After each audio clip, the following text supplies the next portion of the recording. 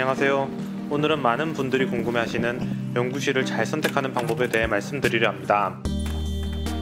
첫 번째, 연구실 홈페이지를 잘 활용해야 합니다. 대부분의 대학원 연구실은 인터넷 홈페이지가 있습니다. 이 홈페이지만 잘 활용하더라도 엄청난 정보를 얻어올 수 있습니다. 연구 분야, 구성원, 논문은 꼭 있는데 연구 분야는 깊게 이해할 수 있으면 좋지만 학부생 입장으로는 쉽지 않습니다. 하지만 괜찮습니다. 자신의 관심 분야가 맞는지 간략히 확인하는 정도면 될 겁니다. 어차피 입학하게 되어도 몇 년은 지나야 이해되기 시작하거든요. 논문은 해당 연구실에서 얼만큼 활발히 연구가 진행되는지 가늠할 수 있는 가장 객관적인 척도입니다.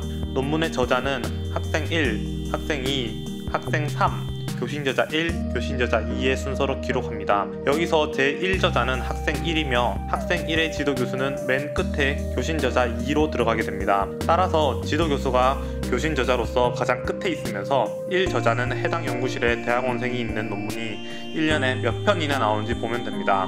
그리고 한 학생이 졸업할 때까지 제1저자로 몇 편의 논문이 나왔는지 봐야 합니다. 1년에 나오는 논문의 수는 연구 분야마다 천차만별이므로 본인이 관심 있는 연구 분야에서 평균 몇 편 정도 쓰는지 여러 실험실을 돌아보며 비교해 보시길 바랍니다. 그 다음 가장 중요한 것입니다. 구성원을 유심히 봐야 합니다. 구성원에서 어떤 걸 보아야 할까요? 먼저 대학원생 수가 적당해야 합니다. 대학원생 수가 많으면 분야나 교수님 등이 좋은 연구실일 거란 생각부터 들 텐데요. 무조건적으로 좋은 게 아니고 주의해야 할 점이 있습니다. 국내 대학원인 경우 학생들을 케어해주는 그룹 리더가 없습니다.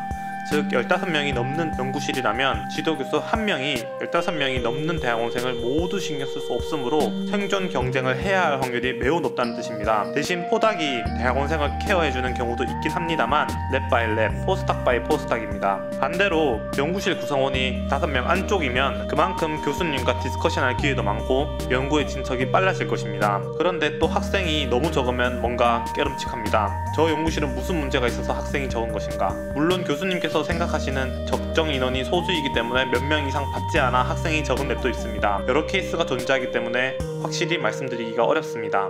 저는 적정 인원이 10명 내외라고 생각합니다만 생존 경쟁에 자신 있는 분들은 다양한 실험 장비가 잘 갖추어져 있는 큰 연구실에 가는 것도 괜찮다고 생각합니다. 하이 리스크 하이 리턴으로 이해하시면 됩니다. 이 부분은 취향이나 선호도에 따라 선택하시면 될 것 같습니다. 그리고 친절한 연구실 홈페이지는 졸업생들의 현황까지 기록을 해줍니다. 가장 궁금해하는 대학원을 졸업하고 취업은 잘 되는지, 뭐하고 사는지, 이 연구 분야의 미래는 어떤지 가늠할 수 있는 지표가 됩니다. 만약 졸업생의 현황이 나오지 않더라도 이름으로 구글링을 하면 쉽게 검색이 되는 경우가 많습니다. 마지막으로 내가 박사를 받는데 몇 년이나 걸리는지 알 수 있습니다. 포항공대 기준으로 공식적인 학위 기간은 석사학위 2년, 박사학위 4년이지만 정말 많은 경우 이 기간을 초과합니다. 박사학위를 받는 기간은 분야마다 연구실마다 천차만별이므로 해당 연구실에서 박사학위를 받는데 몇 년이나 걸리는지 꼭 확인하시기 바랍니다. 연구실에서 어떤 연구를 하고 논문을 몇 편 쓰는지도 중요하지만 졸업을 해서 무엇을 하고 사는지 알아봐야 하기 때문입니다. 두 번째, 해당 지도교수의 평판을 꼭 들어야 합니다. 제가 생각하는 대학원 생활의 비중을 따지면 70%는 지도교수, 30%가 자신의 적성이라 생각합니다.